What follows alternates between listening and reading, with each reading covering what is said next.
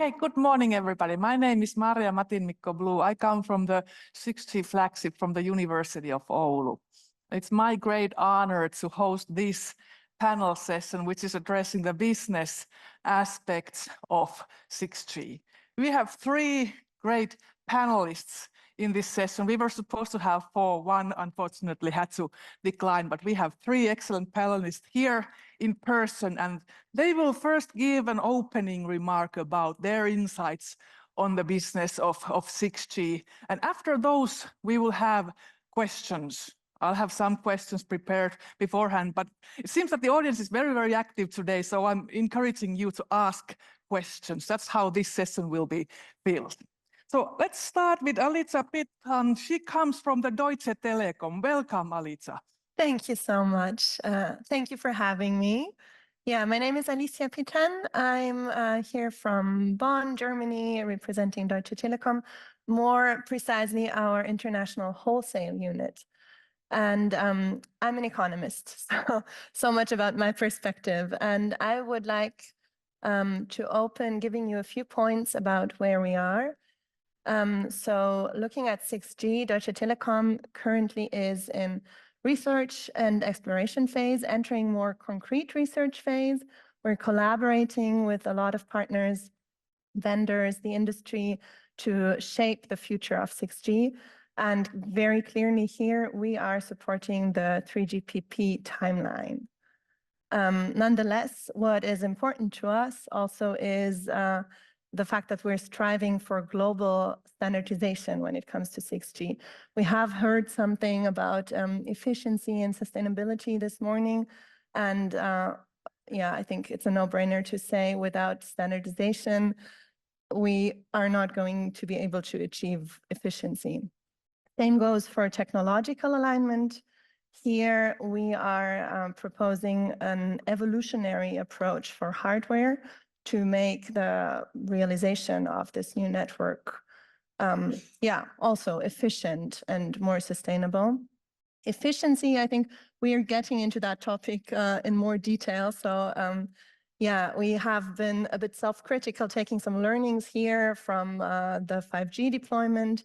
And we are very much focusing on optimizing total cost of ownership here to make 6G work, as well as network orchestration is also another point that, especially me coming from our wholesale unit, where we see the future of carriers basically as being a network of networks. So with the virtualization, standardization of network components, we believe that carriers are going to move much more into a mode where we aggregate connectivity and services from partners and are going to be able to provide then like our own products or partner components to the customer.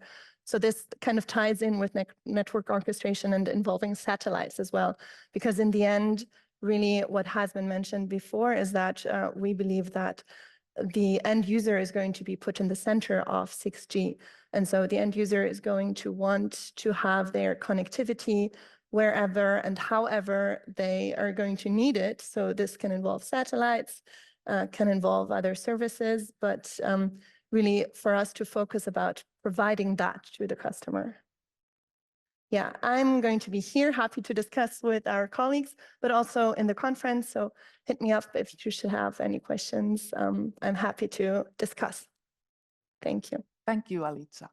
Then we have another operator representative. We have Takehiro Nakamura from NTT DOCOMO, and he was here 5 years ago in our previous 6G summit. Yeah, thank you very much for inviting me to this great event. And yeah, yes, as you said, I was in here 5 years ago. Yes, even at that time, my company NTT DOCOMO already started the studies and studies on the 6C. And yes, after that, I joined. Now I'm a Takehiro Nakamura. I'm a chief standardization officer of the NTT DOCOMO, and also my another role is as a corporate evangelist for the 6C. So I need to promote our concept on the 6C the DOCOMOs. And but I joined many 6C events so far. But if we start some kind of the discussion on the success of the 6C story, I need to touch on the success in the current 5G anytime. And in that sense, yes, this session is related to the business aspect. More the success of the 5G is needed for to going to the 6C business point of view. In other words, if we can have a good success in the 5G, and if we can develop the nice use cases and a business model, that can be utilized, that can be continued for the 6C business, so that we can boost the 6C monetization and the success in the 6C. So it is important to study and realize the business monetizable business model in the current 5G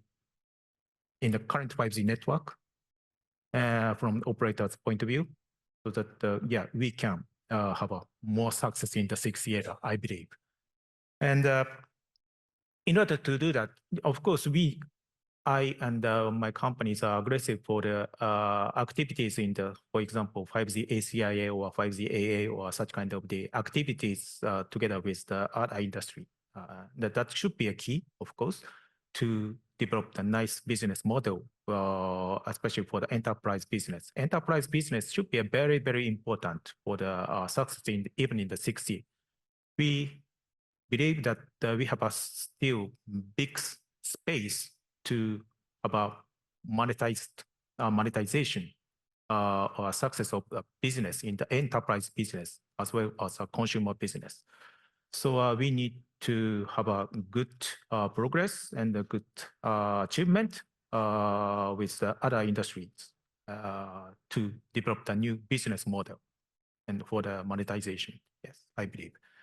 And also, this is not so interesting topic for European people, I guess, but millimeter wave.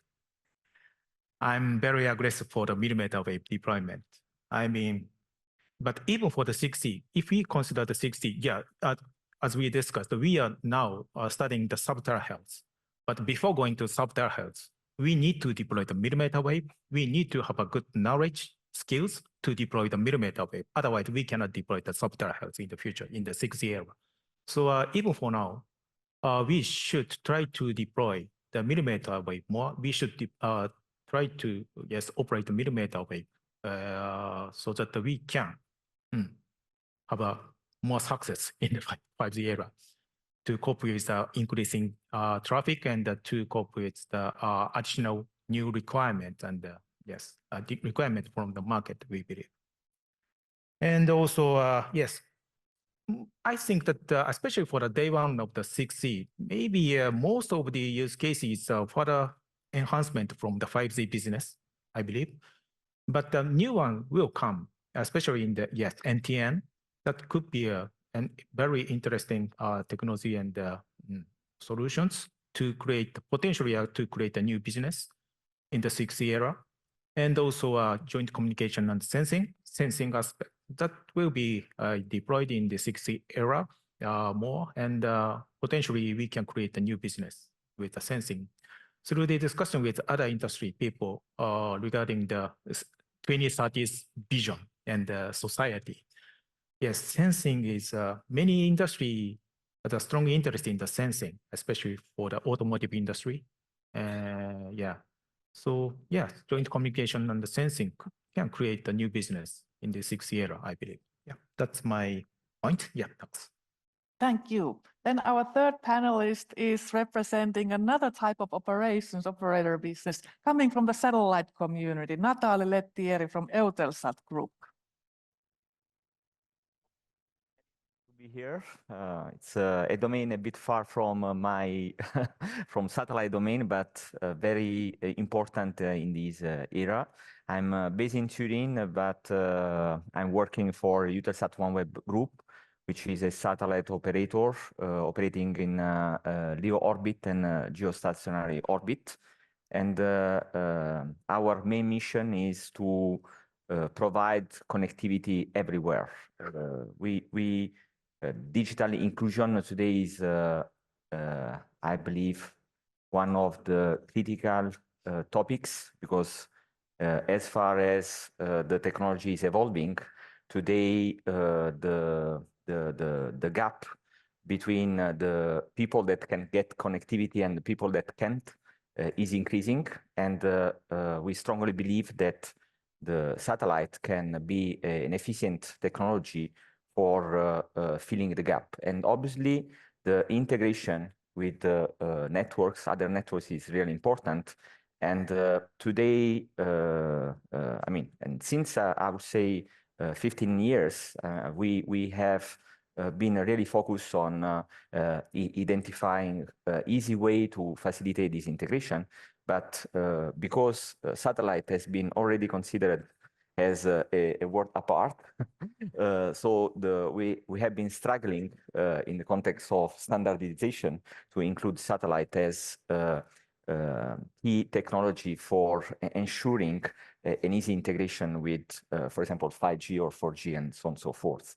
And I mean, the message here is that surely with 6G, I mean, this needs to be a topic, because the integration of network will be in general a key topics that it's important to address. Also because today with new technology, artificial intelligence, automation, it will be important also to guarantee machine-to-machine connectivity beyond the connectivity for humans, and this is also a critical aspect to address sustainability, because satellite can, in some case, be a good solution for extend to backhauling connectivity terrestrial and non-terrestrial network as 5G, 6G, and so on so forth. So that's it. Thank you. Thank you. A lot of important topics were already brought up in these opening remarks, and one of them was that 6G is built on top of the success of 5G, and 5G has to be successful in order to motivate for the investment. So let's go back to 5G and the key lessons learned from the 5G deployments from the operators. What is your take on what's the key learning from the 5G era? Still learning. Still learning so much. And yeah, actually, honestly, many of the operators are still struggling about the 5G business. And many people say that the monetizing of the 5G is still on the way. And but on the other hand, we are discussing with the other industry to extend our business, and also in order to provide a new communication environment for the other industries, so that they can reduce the cost, or they can get more money as potentially. But there's anytime we need to we have some challenges. What the gain of the 5G compared with the Wi-Fi, or we need to explain clearly. And also complexity of the 5G system. Yes, compared with the Wi-Fi, of course, the 5G system is complicated, and how to optimize the 5G system for each use cases, and who can support them, or such kind of things. And yeah, many challenges we have. But so far, we already identified the issues or challenges, and also we almost identified the potential solutions for that, and the time to execute such kind of the solutions to the other industry people, so that we can expand our business, and we can monetize by the 5G system, I believe. But that maybe takes times a little bit. Yes. Yes. But I'm sure that that can be. Next year, hopefully we can have a good situation. It can be a good situation for the 5G, good 5G business, I think. Otherwise, it's a little bit tricky situation. Yeah, in the 5G, I think. Yeah, we see the same thing. Our 5G business like deployment with partners has been picking up very slowly. And so I think what you're saying is, something we can really take as a message from that is to do it differently and do it better for 6G. So really looking at the factor of making it costs, how do you say, like more efficient, making ourselves more cost conscious, because one of the main reasons probably for this kind of slow pickup was the fact that we did boost bandwidth, but we did not bear in mind the cost that comes along with it. And it gets worse with bigger deployment. So here, this is, I think it has been stressed this morning, something we really have to keep in mind, that this whole thing is not going to work if we don't optimize there very much. Another thing, I think, like for us at DT, we have been tapping our shoulder a little bit is security. So for 5G, we have started involving security early on. So not so much looking at it as a question of which technical vendor to pick, but as a question of just involving the topic, bringing security experts into the development of the technology at an early point in time. This has been just the topic of the session before. I think political developments nowadays cannot stress enough the relevance of that. And this is something we have learned, we have done well, and we are going to continue with a great effort for 6G. Yeah, in our case, the situation is a bit different because today our core network is running on a 4G model, and we are considering to deploy the next generation of low orbit satellite using 5G. Generally, to deploy a new constellation, it requires around 3-4 years. So the generation that we will have in 3-4 years' time will be based on 5G. And this is why I was mentioned before the fact that for satellite operator in general, it is very important to, in order to facilitate the integration with existing network to be at stake, to consider the satellite as part of the standardization of protocols. From a point of view of end user, we are supporting many operators around the world in extending 5G and 4G connectivity to backhaul solution. But obviously the deployment of 5G is not in our hands. We are more there to support this kind of deployment for the 5G. The standardization would be also key in general for reducing the costs, which is also an important topic for satellite operators, both in terms of modems and but also in terms of network equipment. And obviously another key topics that we are starting to address, but likely not with the next generation, is to provide direct connection to the device. And in this case, the technology for extending 5 or 6G coverage will be covered in the future. But it's for us, the integration with 5 and 6G is really key for the use case that we are foreseeing for the future. Thank you. Earlier today, we saw the key topics of 6G, and one of them was sustainability. And that's something that I strongly talk about and do research on. And now there is some kind of consensus that there are 3 perspectives to sustainability: environmental sustainability, social sustainability, and economic sustainability. And the presentations we saw earlier, they were mainly about energy efficiency, but also digital inclusion, which are like environmental and social aspects. So how do you see the role of sustainability in this whole development of the next generation systems and the impact of society that these networks will have? So I will start. You can start. As I said before, I mean, for us, sustainability is really important. As a satellite operator, we are pushing the overall industry in reducing the environmental impacts that in our case is more related to the launch of a satellite itself. And obviously, I mean, I don't know if you heard about that. There are also many discussions around the fact that there are in the coming year there will be a lot of low orbit constellation, and also for these in this case our group decided to put the satellite in an orbit where the number of satellites that are needed to cover the entire Earth is not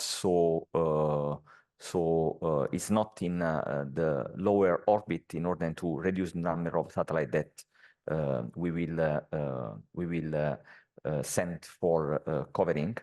The sustainability in terms of impact of satellite, as said before, for us it's key to bridge this digital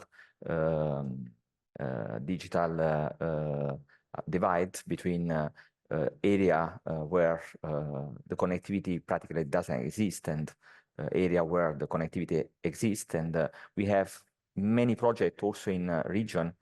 For example, we have been discussing during last time with the Telecom in Italia. There are still in Italy, which is in Europe, millions of people that has no connectivity or very low connectivity, generally 3G. So our target is indeed to facilitate this integration, providing either backhaul solution or also broadband access to satellite solutions, so through solution that the users can use itself. And another important aspects regarding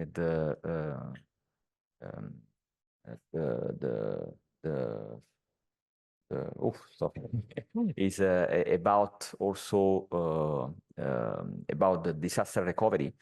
We experienced, for example, in Taiwan last week, a disaster, and satellite can also be a good solution for providing immediate connectivity in area which needs which has been impacted by natural events. And we had a collaboration with the Taiwan Public Administration in order to extend the 5G and 4G network in those areas. So these topics are really key for us.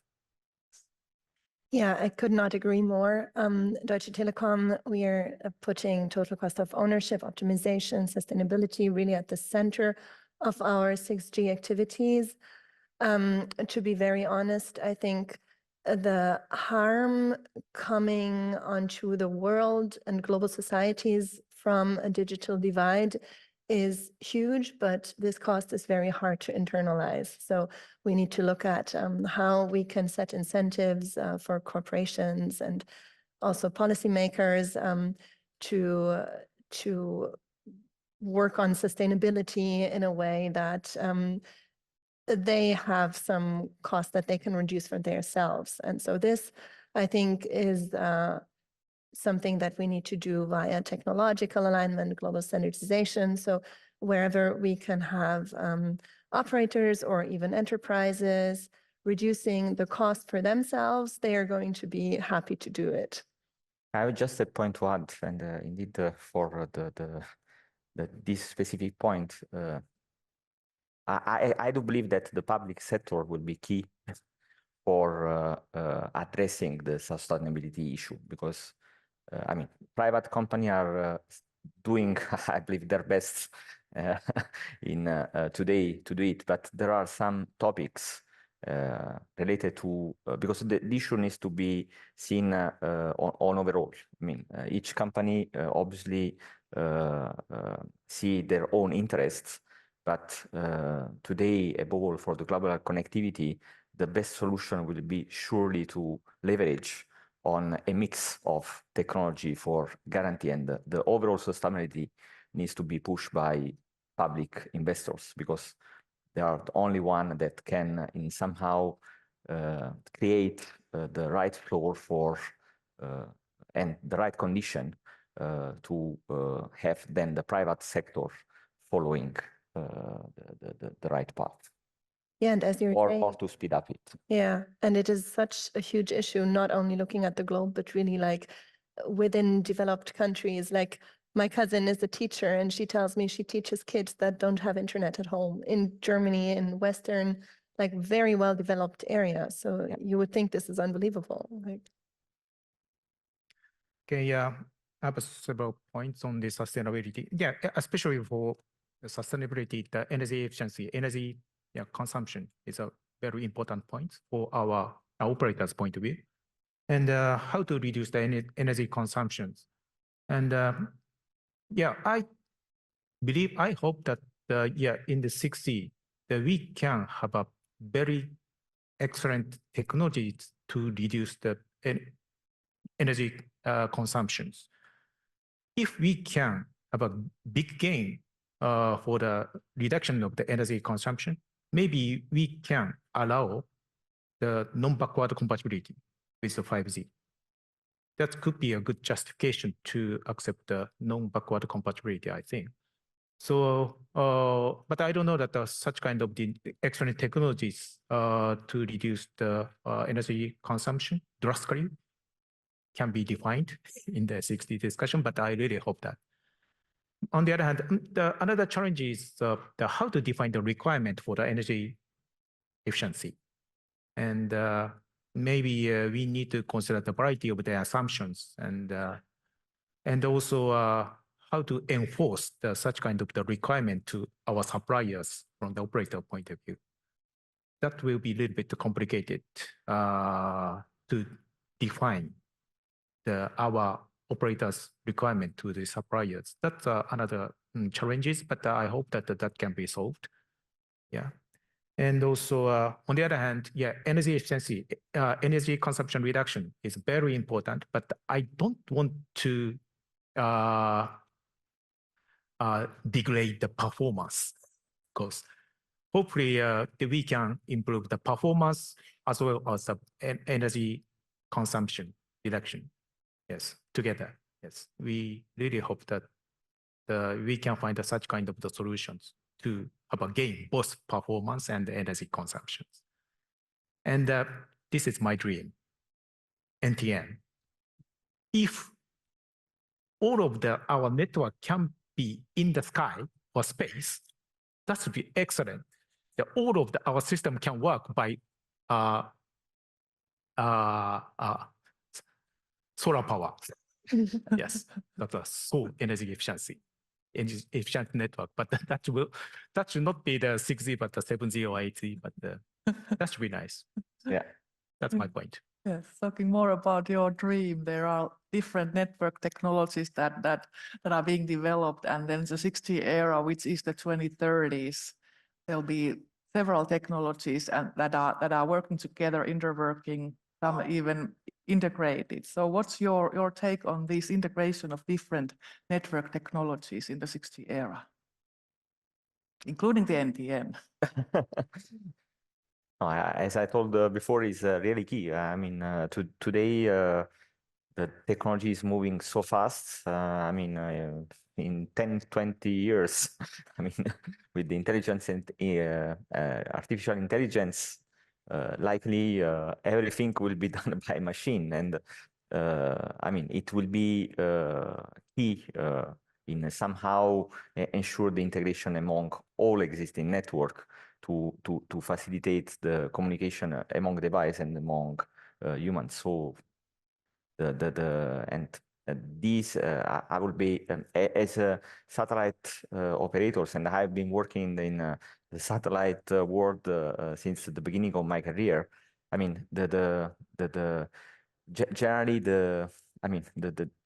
each operators has been always focused on their own technology, while today the integration is really key for addressing the digital inclusion, for making sure that we have, for example, the case of autonomous vehicle. I mean, we need to make sure that the auto can be always connected wherever the car is in the world and in each region. So it will be so key to identify a way to facilitate this integration, and likely the new standard can integrate this as a firm requirement in order to achieve the medium long run objective. Yeah, I absolutely agree. We have been looking at this factor from the perspective of being able to provide very secure connections with low latency and, high bandwidth, so on, but also from very different perspectives, such as, with the sea cable cuts that have happened in the past weeks, I think it was, or months, where we see a very strong need for building redundancy in our networks. So there's plenty of reasons, I think, to orchestrate and really merge together the different types of connectivity that we have to provide, once again, to provide the connectivity that the customer needs with a reliability that is as big as it can be for the use cases that are required. Yeah, I think that connectivity is now lifeline for all of the people. So yeah, as you know, that we had a terrible earthquake in January in Japan, and I found that the people in that area need of course, need the support for many things, but one of the most important needs is the mobile connectivity. Yes. So NTN should be, of course, should be the nice solution to have a resilient network. And that could be one of the sustainability aspects, I think. So yes, so it is, in that sense, the connectivity is now so important for the people, like air or water. Yeah, similar level or necessity. Yes.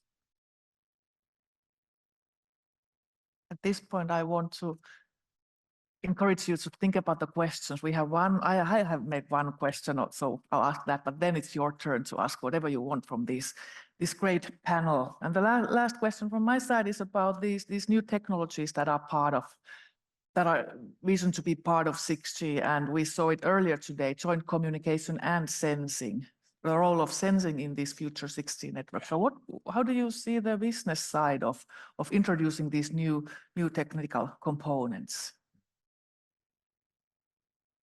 Yeah, we need to study more, actually. Yeah, of course, we need to know the actual performance of the joint communication and the sensing.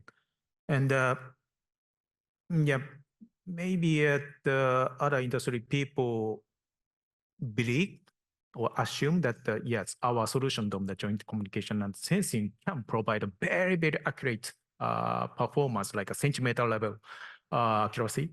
But it may be challenging, I think. So maybe we need to show the actual performance of the joint communication and sensing at the day one of the 6A or day 2, day 3. And then maybe we should develop the potential use cases together.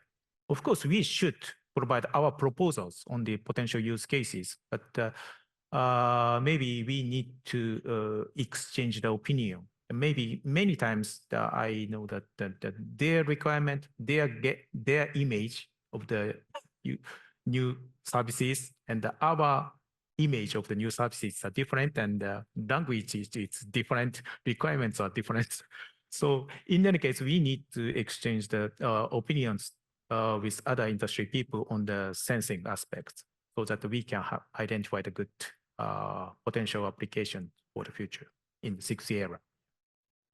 Yeah, this is exactly what Deutsche Telekom has been doing for 5G very successfully, to work with corporations and kind of sandbox approaches, campuses we set up to exchange ideas on what we think we can do technology-wise, what the customers think they need, and the specifications they are going to put a lot of value on. So we are definitely going to continue with that. And generally, I think what you're saying is also that it's not new use cases, but it's an evolution of use cases that we have seen in the past and future potential that we need to untap. Yeah, I completely agree with this. So the use case will be almost the same, I believe. So, and it's I mean, it's only a way to use in a better way the new technology that is coming, but the use case and the needs remain. So now the floor is open. A lot of hands were raised. I already saw 5. But the first one was Tatu Kollionen. Sorry, Mikko, you are next. Okay, Mikko. It's very hard to follow up with all the Mikko questions. first. Yeah, Mikko still from Nokia Bell Lab. So congratulations for great discussion. So I have one short comment and then 2 questions, if I may.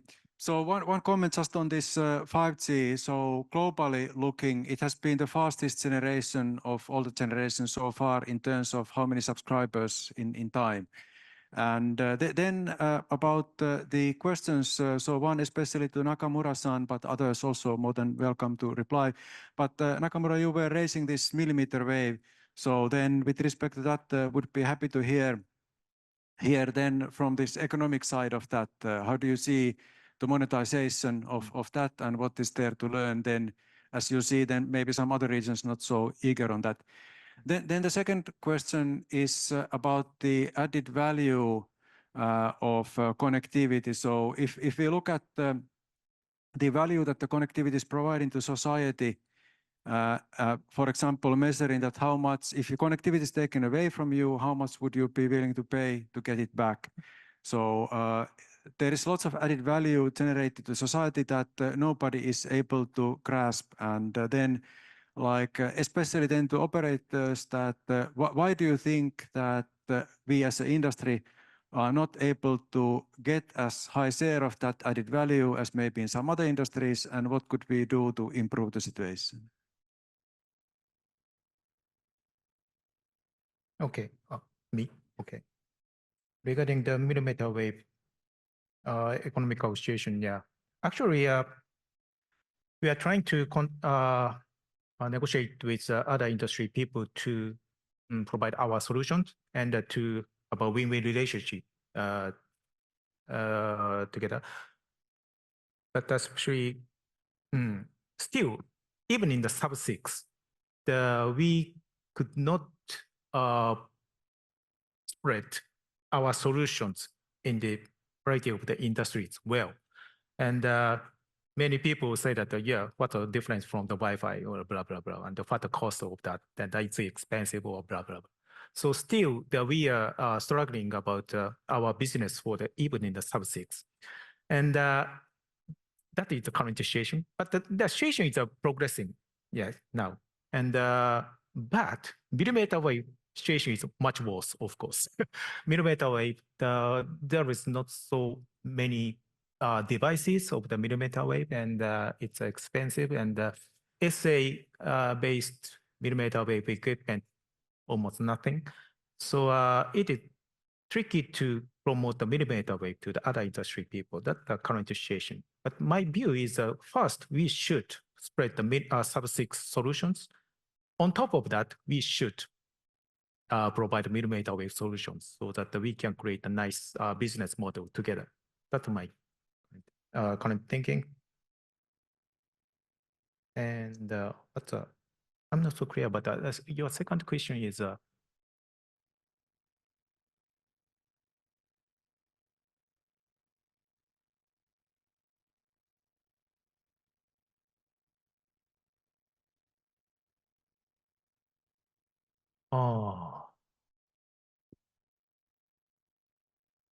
So maybe one idea there from the wholesale perspective, this is exactly what we're looking at. So by integrating other operators or service providers into our service offering, this is one approach to be able to grasp some piece of that OTT cake, so to say, not only selling the connectivity. And we are looking into going further with this, with intelligent network management, being able to sell very concrete use cases to customers, therefore being able to get some of that willingness to pay for singular use cases. And I would say that today in some part of the world, the connectivity is taken as grant. And this is why today, I mean, there are a lot of interest of developing connectivity also on ships and aircraft, so aero and maritime. But there are also other areas where, I mean, we lack of connectivity, and the main issue is the cost. And to reduce the cost of providing connectivity, the only solution is to optimize the integration among networks and find a smart way to provide connectivity to villages, for example. And because with the time, as I said before, the digital inclusion, the divide will likely increase, and this will create two types of, I would say, population. One that will evolve with the technology, and the other one that cannot. Because we'll be not connected to the social, will not connect to apps that will do everything for them. So we are in an era that this digital divide will be I would say a key factor for the sustainability of the entire world. Indeed. And now Q, next is Tatu, then Dean Bubbly, and then Joseph Noll, and then. Maybe I pick this Deutsche Telekom's comment that the new G doesn't mean new services. And we see that the 5G was about business model innovation, or at least it was coined to be business model innovation with the network slices and room for new entrants instead, in addition to operators. And we are talking about edge operators in 6G and so forth. My question is to challenge this, that the new G doesn't mean new services, that what if your new customers, operator customers, wouldn't be the people, the humans with the SIM cards, but would be something like the digital twins or something, this data society type of vision? Who should make that disruption? Is it the operators, or do we need to have some other parties than the incumbent operators to do this disruption? Are you currently in your business development generating these new businesses and new business models and beyond communication visions? Maybe I can take the question. It's a good question. But honestly, I believe that the innovation will come. I mean, take the example of virtual reality. Okay, I mean, I'm a sim racing gamer. Okay, and I tested the first Oculus last September, and it was really amazing. Okay, and using the virtual reality, you discover that likely you need to have from one side better performances, from another side, and I would say something that for someone working for a satellite operator should not mention is that we need lower latency. Okay, so and therefore and as this use case also other use cases, the vehicle and so on and so forth. So the network operator will be somehow obliged to reply to the demand. And I believe that till now, I would say each domain, terrestrial with fiber, mobile operator with 3, 4, 5G, and satellite has worked all in their own segment, focusing on their own business. But today, the demand is clearly to have the world connected. And this is why I believe that the driver will come by our capacity, by the capacity that is being put in place through new technologies such as augmented reality, virtual reality, intelligence, artificial intelligence, and so on and so forth. It's, I guess, like a hen and egg situation. You know, you're building the capacities, and then you're looking at what kind of use cases are developing. Maybe to say about incumbents, definitely incumbents are not known for being the most innovative and you know, flexible in the market. So it's really important also to have different kinds of players interacting with each other to develop innovation. Definitely. I think that regarding the service or applications, it's very tricky to say that what is the 6G services or applications. Most of these services are continuously improved, yes, between the generations. So current existing 5G services application can be improved in the 6G era with the 6G with the excellent 6G capabilities, I think. Most of the case, I think such kind of that continuous improvement of the application. But maybe of course, we can find a brand new service applications in the 6G. They're based on, for example, the NTN or joint communication and sensing. So that could be the possibility to identify the new services. That's my thinking, yeah. I will say something also that we didn't mention, which is, I would say, a common issue for network operators, meaning that the traffic is increasing year over year, and the burden of the investment is generally on the network operators. And that this is a key topics, so that in somehow needs to be addressed in the future, because the traffic, as I mentioned before, with the virtual reality and augmented reality, is likely to explode, and which means that for the network operator will be a real challenge to address the coming demand. Yeah. Dean Bubley.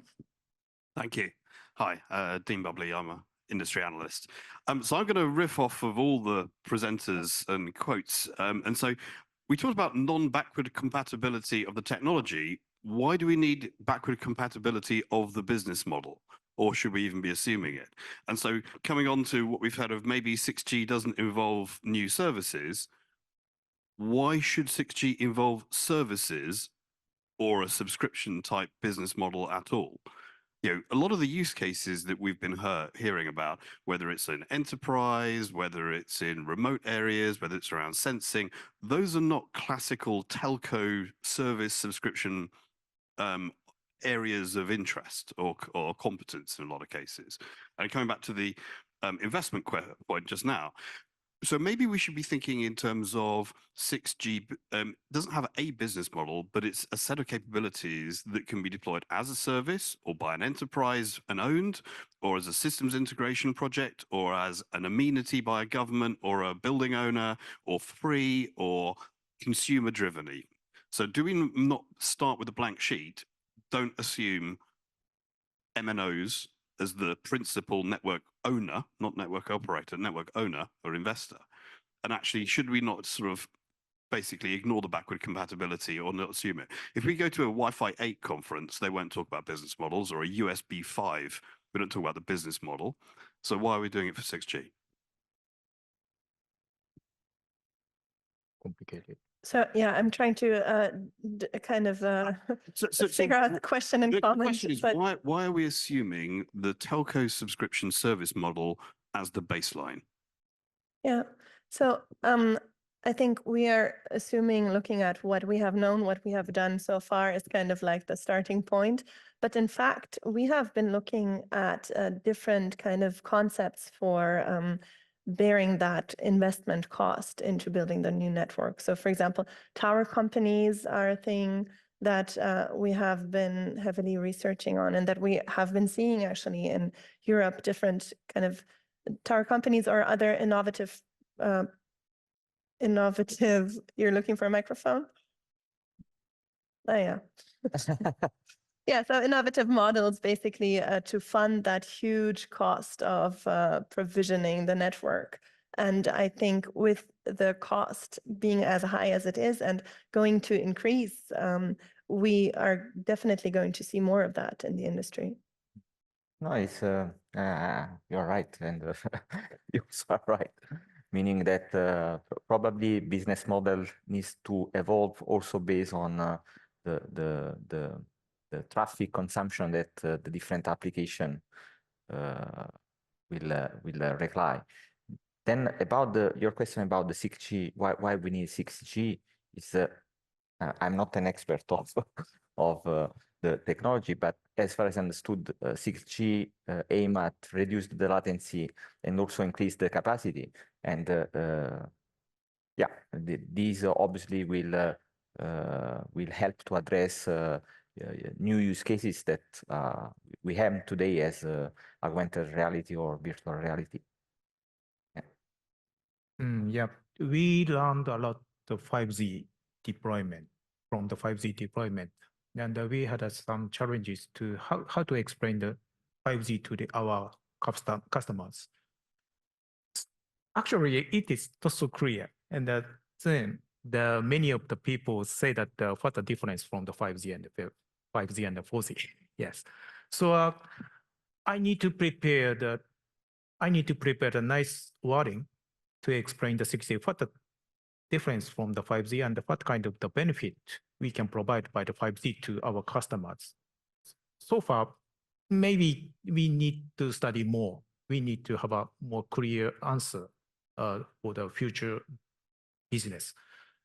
Yeah, I'm still struggling about how to explain the 6G. Yeah, I'm an evangelist for the 6G, but even for me, I'm still struggling how to explain the 6G. Yeah. Then it's Joseph Noll, and then Sudhir, and then Janning. I loved your entry discussion on the 3G coverage in Germany and Italy and the role of the public service, or the public sector. Let me come back to actually what we call societal security. What we have here in the Nordics, the inclusive society, which needs digital participation as the #1 issue, and not the gigabits per second as the #1 issue. So bringing that back, what I'm missing is the link between the operators and the regulators, because each see themselves as an enemy, to be quite frankly. So where do you see who could jump into that role? Is that a university role, or whoever could be that?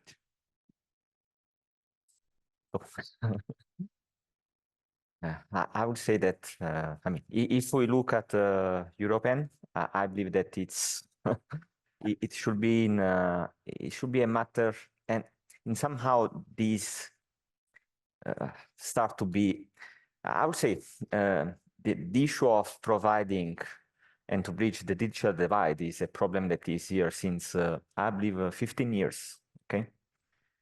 The issue, and I will try to be as much as polite as possible.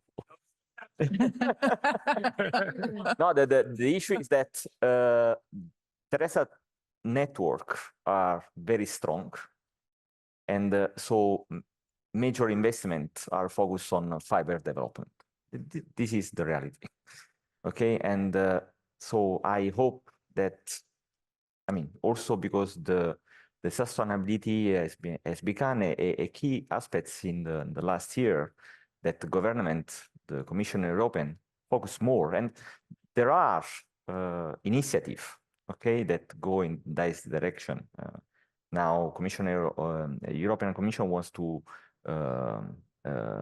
deploy its own constellation IRI² project, which will not cover likely all needs that we are talking about. But this is why I was saying the regulator should push in ensuring, I would say, an end-to-end vision and making sure that all citizens can get the connectivity in the development area for granted. We have this problem in Italy, and I know that a similar problem exists in Germany because we have been working with Germany. And by the way, I believe that today Germany found an agreement with Starlink to cover some aspects. We have been also working with them, and as we do in Italy for Telecom Italia. But in any case, the telco are not really keen to deploy third-party technology for covering the needs, and we need to the attention of the regulator on this kind of matter to ensure that this will actually happen. I hope that I will not receive complaints or legal. Yeah, but this is the reality. Yeah, I actually like your proposal about the universities because, as I said, like from my economist point of view, I don't see the incentive for telcos to do it, but I don't see the incentive for politicians to do it either. You know, because I mean, the math in an economic welfare perspective is really easy to do. Like €1 spending on inclusion today is like so much cost saved in the future. But politicians are, you know, they tend to take decisions based on what's happening in the next election, not necessarily in the long-term perspective. So maybe, you know, we can call from a push from academia there to kind of bridge that gap. What is also worse is that sometimes the money is there, but it's not used. And this is a problem of the regulator. Because I mean, sometimes in Italy, for example, the deployment of fiber as the government take engagement for the PNRR program, I mean, is very late, and we know that they cannot provide connectivity everywhere. So why we don't start before in addressing the issue using alternative technology? 4, 5 satellite, 5G satellite, and so on and so forth. Yeah. In Europe, the regulator is enemy of our industry. No. Yeah, we have a very nice friendship, friendly relationship between the regulators and the industry. Yeah, yeah. But the challenge is actually now we need to provide our services, 5G services or potentially 6G services to the other industry people. If so, we need to negotiate with the variety of the ministries, and we need to have some good coordination among the ministries. That's a little bit challenging, and we need to discuss more. Yeah, that's my feeling. But we are very friendly. Great. Then Sudhir and Yaning. Yeah. Sudhir. Okay. So I have 3 comments and some possible potential directions where the business models might go, especially with future networks, especially 6G that we're talking about in this panel. So I see 3, actually 4 stakeholders in all of this. One of them is OTTs, over the top service provider. How would their role might change or should change? The other one is the network providers. And the third one is the regulators and government, public policy. And user is somewhere in between all of this. So if I look at the OTTs, they've done a great job because they are making money at the expense of the network service providers. And whether it is streaming services, Netflix, BFSI, and so on and so forth, and they have really taken a great advantage of advertising revenue. And also they are now collecting a lot of information about us as users, our profile, and have more targeted advertising and so on and so forth. So what do you see in the long term? Do you think this advertising model is going to get worse and worse, or is it going to disappear? Because now you have certain ISPs who have come forward and said, we'll offer service which is advertisement free.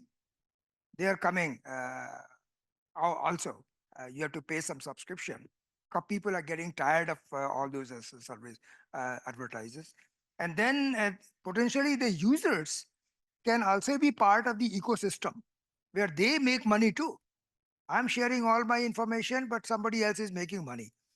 So how can a new business model come up whereby users know who is using their private and personal information and monetizing it and share in that revenue a little bit?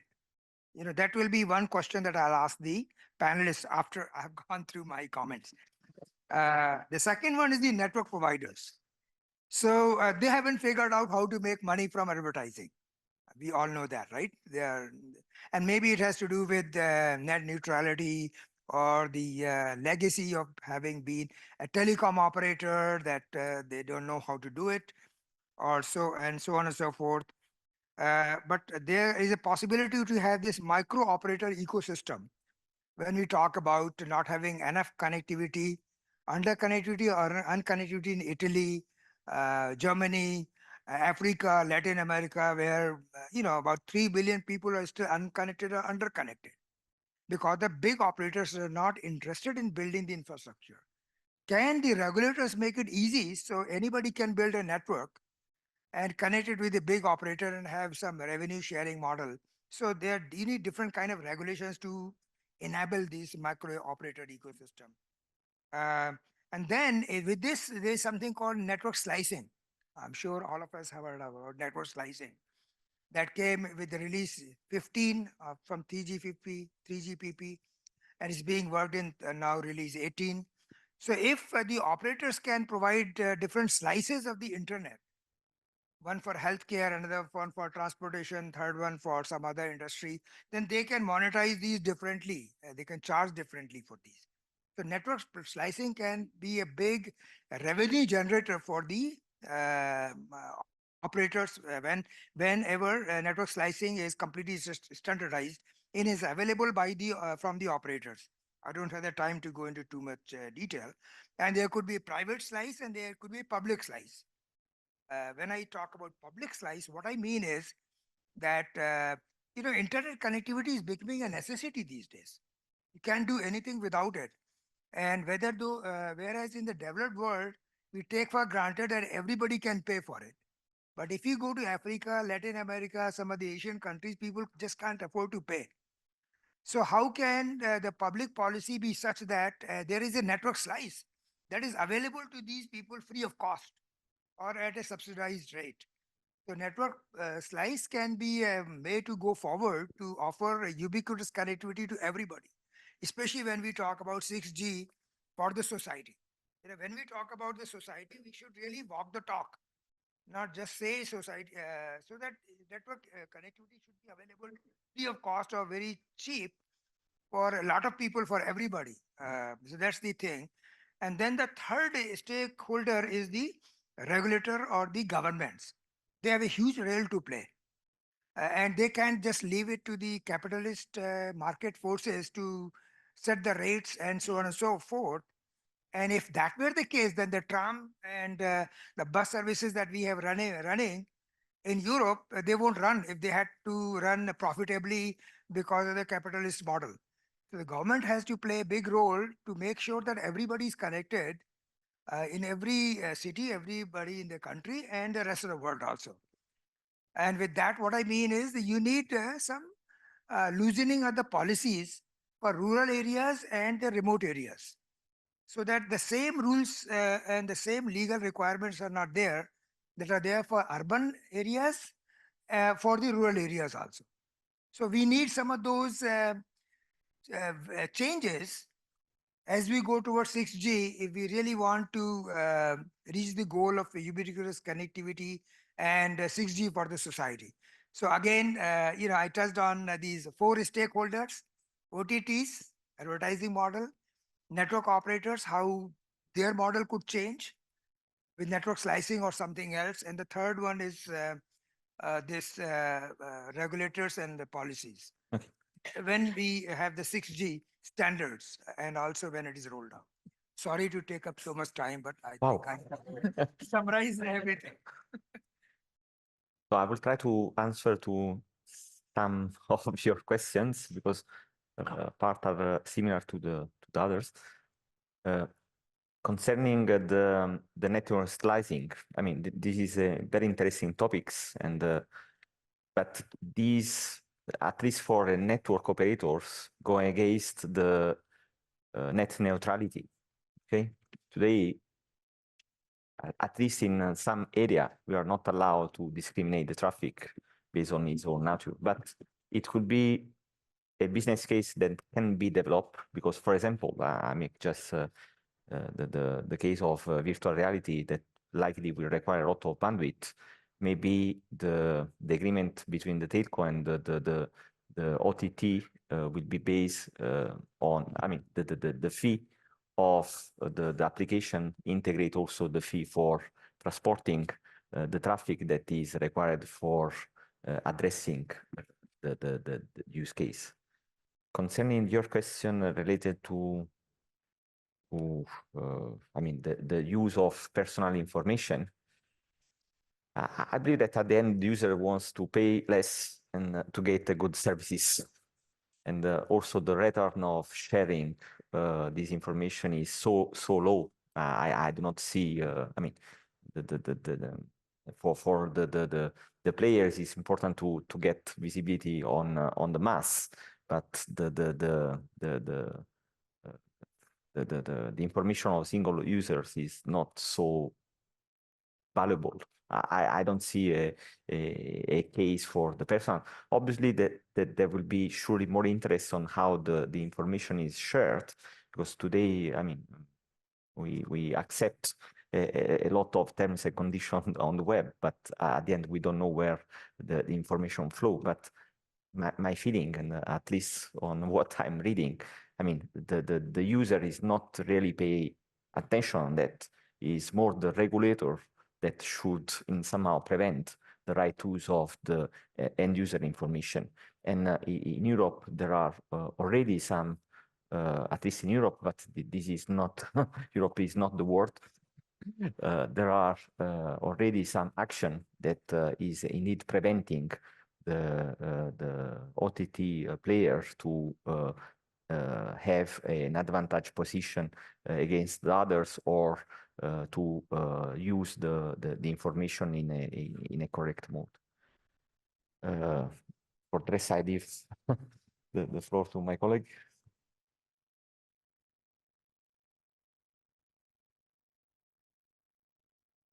Any? Oh, Comments? do you have any? Well, I've been thinking a bit about the first thing you mentioned about the data business models.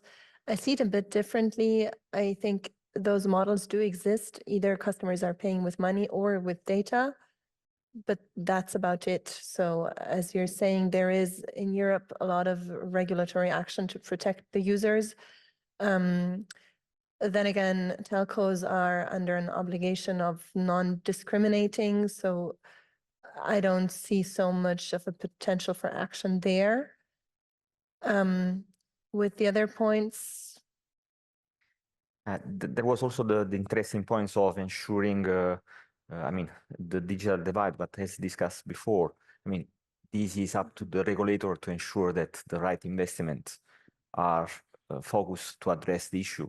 We cannot leave the only the private company to address a society issue.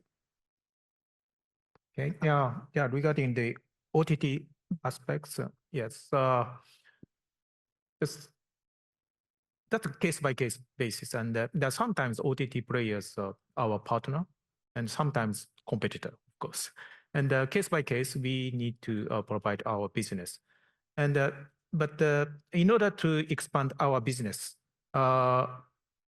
we have our own asset as a MNO, network operator point of view, something like our customer data, unique data, and also data from our network systems. We can utilize such kind of our unique data to provide a new business, to develop the new business. So we are aggressive to develop the new applications based on such kind of our own data. Yes, we are grateful for that. Yes, that is one of the way to compete with OTT players. I think from the operator point of view, slicing is yes, we are still struggling about slicing business. We are already, many of the operators are already providing the slicing services, but still we could not identify the excellent application services based on the slicing. But that a similar situation as the other 5G business and the millimeter wave, where we need to discuss with other partners to create the new use cases business based on the slicing. Yeah. Thank you. Unfortunately, we don't have time for Yanning's question. I'm really sorry about that. This concludes our panel about the 6G business. Lunch is served next. We have 1 hour to eat lunch. Thank you very much for our panelists and audience. Very active discussions. Thank you.